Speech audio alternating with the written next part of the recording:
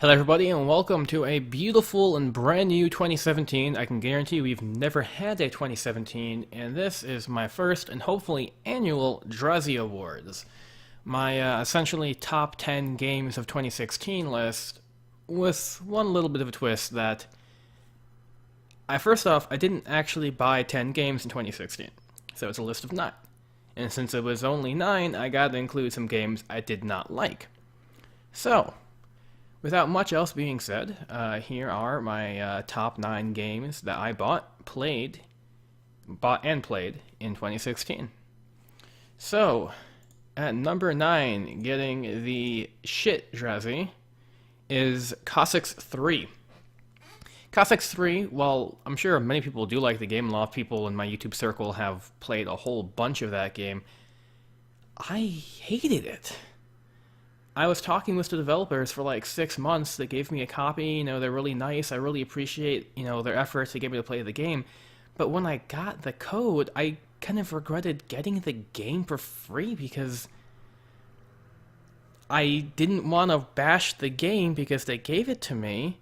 But at the same time, I hated it. It was buggy. Every time I tried building walls, the UI would fuck up and then the game would crash because I couldn't handle it. The game crashed anyway in other times, and it played like a subpar Age of Empires 2, and I'm sure that it played just like Cossaks 2, but that game came out in like 2002 or something like that, and I just feel like they did not make a game that was ready for 2016.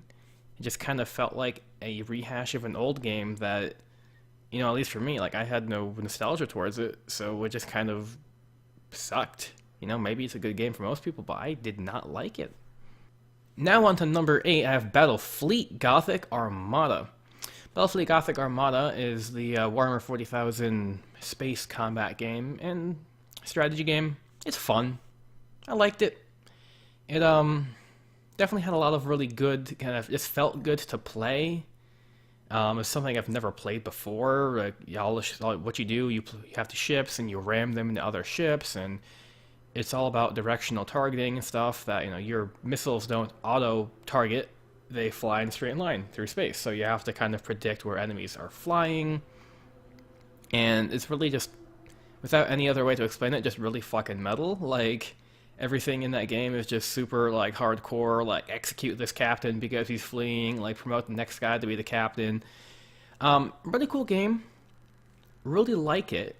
But I haven't played it that much, and it's really hard to get into. And that's kind of why it's lower on the list. It's just a solid game, not much in the way of features, but it's fun. So, number 8. Now on to number 7, we have Total War Warhammer. Now, most of you guys probably saw me play quite a bit of Total War Warhammer, and I'm sorry that I never finished the series. But Total War Warhammer is a really good game. Solid Warhammer title. I feel like they really captured a lot of the feel of Warhammer. One of my favorite Total War games. I definitely prefer fantasy to modern, or not modern, but historical settings. And I think that they did a lot to push the engine. The flying units were really fun. The magic system was really cool. And one of the more in-depth parts about thinking okay, well, where am I going to fight, and will my wizards be able to fight here? Or conversely, where can I fight the enemy wizards to the best of my advantage? It's really fun. Really expensive for the DLC, and no surprises there. So the base game kind of feels a little incomplete, and I know that they fixed a lot of the problems people had, especially with the AI, and the orcs having level 37 goblin assassins just continually attempting to kill people until they kill people. I believe they fixed most of those problems, but at launch when I played it, little bare bones, really good ideas, and obviously, they had the plans to put out $20 race packs and stuff, and it's not there aren't race packs that I want to buy, but none that they've put out are there. So, good game, really enjoyed it. Want to play more of it eventually when I have more time, but with its limited modding potential and relatively bare bones start, it's going to be a lot lower in the list than maybe it could have been. Now on to number 6 on my list, I have Hearts of Iron 4. Now, I'd never actually played a Hearts of Iron game, but I played a whole bunch of Crusader Kings 2, and I figured I'd jump onto the bandwagon of the other Paradox games by getting Hearts of Iron 4 when it came out. I'm really glad that I did buy that game in the end because it's really fun. It's hard as fuck. It took me like 50 hours just to learn how factories worked, like, actually.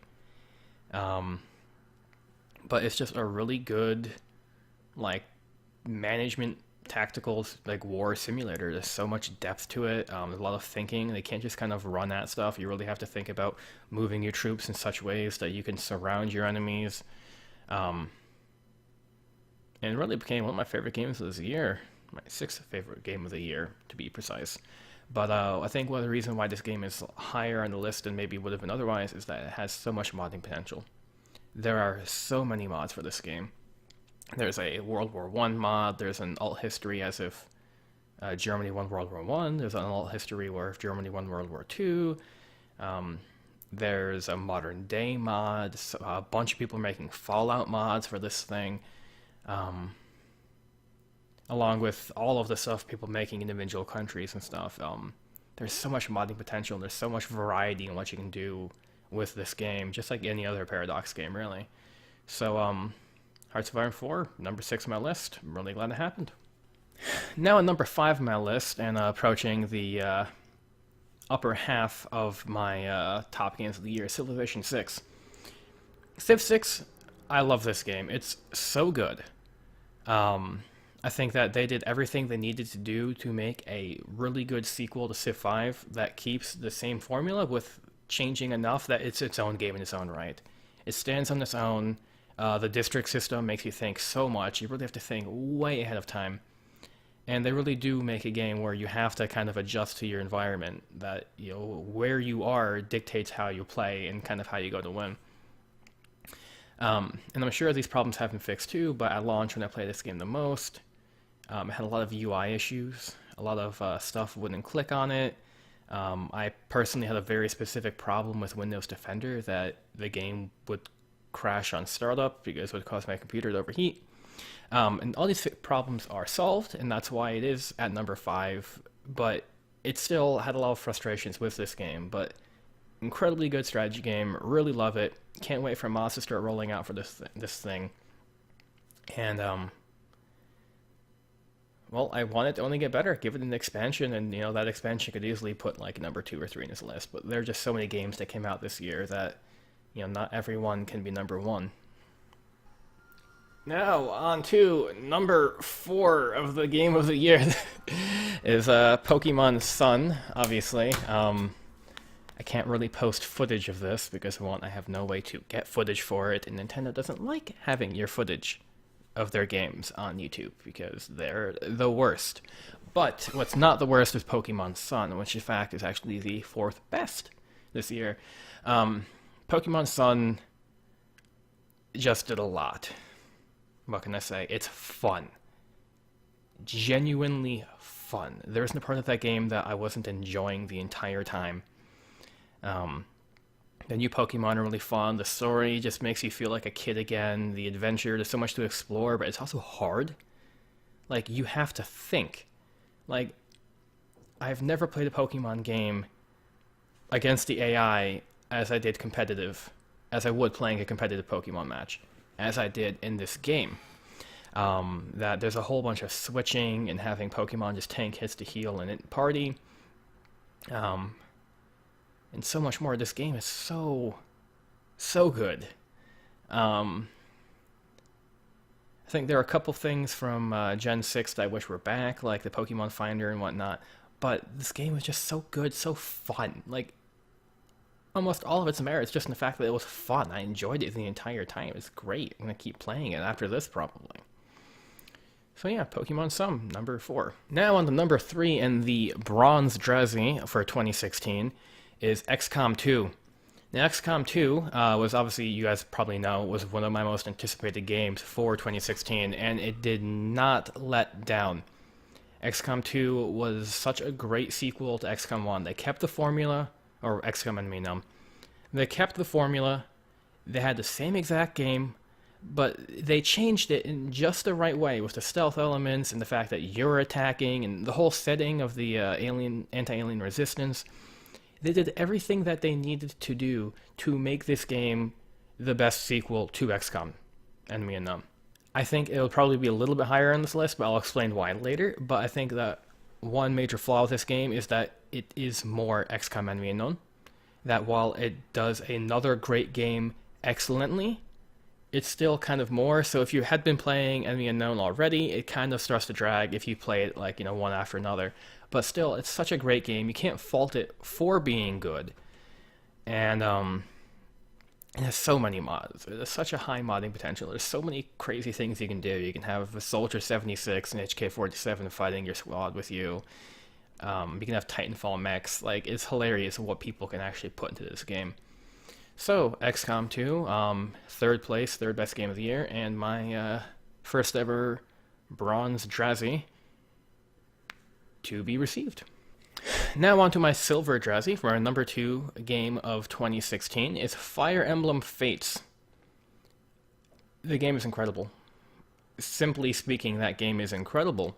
It's so hard, especially if you're playing on the Conquest route. And I guess like when I play a Pokemon game, I've never purchased both versions because there's no point. I've bought in 3 versions of Fire Emblem Fates because that's how fucking good this game is. The characters all feel so just characterful. They're all fun. They all have these weird quirks and anime tropes and stuff, but they're so fun that you get attached to them. You like them. The game is challenging. You really have to, think. You can't just throw your soldiers out. And the reason why it beats XCOM 2 in the end is because I've just played this game so much more. Because I've played this game 3 times while I've only played XCOM 2 once. That just keeps drawing me back in. There's so much to do with different pairings and the different routes and different class setups and whatnot. It's just such a good game. I really enjoyed Fire Emblem Awakening, and I never played a game before that, but then the Fates came out, and they just made this game so much better somehow on a game I already loved. So that's my second favorite game of 2016. And the coveted Silver Drazzie. Now, before I go on to my number 1 game of the year, I would like to give a mention and shout out to Undertale, which I know came out in 2015, but I played it this year.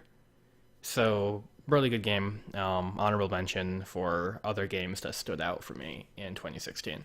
Now, without further ado, the Gold Drazzie and the number 1 game of the year for 2016, in my opinion, and maybe not yours, is Overwatch. I fucking love Overwatch. This game came out in May. I played the beta with no interest in the game. Well, not really no interest, but I don't play shooters. And somehow, me, who plays almost strategy games almost exclusively, has a first-person shooter as his number 1 game of the year. This game is just so fucking fun. I can play it all the time. It hasn't gotten old. It's like the first time I've had a game that just did not get old after playing it for like hundreds of hours. I play it, every week, a couple nights a week with my friends. We play competitive. There's so much to do. The world's fun. The game's so colorful. Like, it's cheery. It's not so gloomy. It doesn't take itself too seriously. It's just such a great game. I fucking love Overwatch. Put that on your box cover. I fucking love Overwatch. Drazule. So, that's it. Golden Drazzie, number 1 game of the year. And that's my top 9 games of 2016. These were all of the games that I purchased or otherwise played that came out this year. I play a lot of other games and stuff, but those didn't necessarily come out in 2016.